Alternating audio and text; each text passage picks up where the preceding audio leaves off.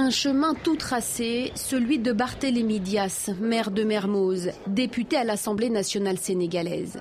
La quarantaine, il fait partie de la relève politique. Lui a choisi de faire carrière au sein de l'appareil socialiste. Considéré selon ses dires comme l'enfant terrible du parti, il se serait assagi. Bousculer ses adversaires, oui, mais pas ses pairs. Je reste convaincu que ces ténors de la scène politique sénégalaise, nous avons encore besoin de leur présence. Parce que un chef religieux, un grand chef religieux disait qu'on ne peut pas accepter de laisser un pays entre les mains exclusivement que de jeunes. On est dans un pays, on a une culture où on ne met pas les gens à la porte chez nous.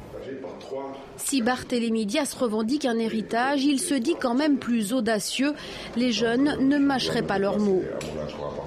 Nous sommes la génération née après les indépendances. On ne peut pas toujours être au garde à vous et être d'accord sur tout. Université Cheikh Anta Diop, classe de master de sciences politiques. À la question « Êtes-vous prêt à bousculer le système en place et pénétrer le club fermé ?» les réponses sont frileuses.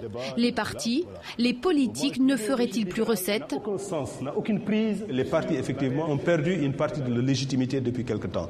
Il y a une forme de défiance, voilà, de désaveu, parce qu'il y a l'impéritie de ces gouvernants qui se sont succédés. Finalement, effectivement, il y a de plus en plus des Sénégalais depuis les années 2000, donc après les assises nationales, il y a des mouvements de la société civile qui cherchent à court-circuiter, comme je l'ai dit tout à l'heure, les appareils partisans pour proposer une alternative. Ces jeunes, eux, se sont lancés dans l'aventure Angor, arrondissement de Dakar. Chefs d'entreprise, travailleurs sociaux, ils se sont présentés aux élections municipales et ont gagné.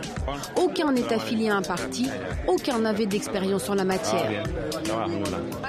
On en avait marre, de la façon dont les politiques ont géré ces villages. Cette commune, on s'est dit, on a beaucoup de potentialité et rien n'est fait.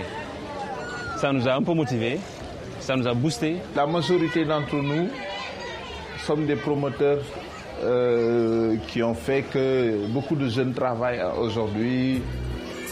On a créé des emplois. Tous sont nés à Ngor, y ont fréquenté l'école et joué au foot. Leur politique, c'est leur village et leurs ambitions se limitent à leur quartier pour le moment.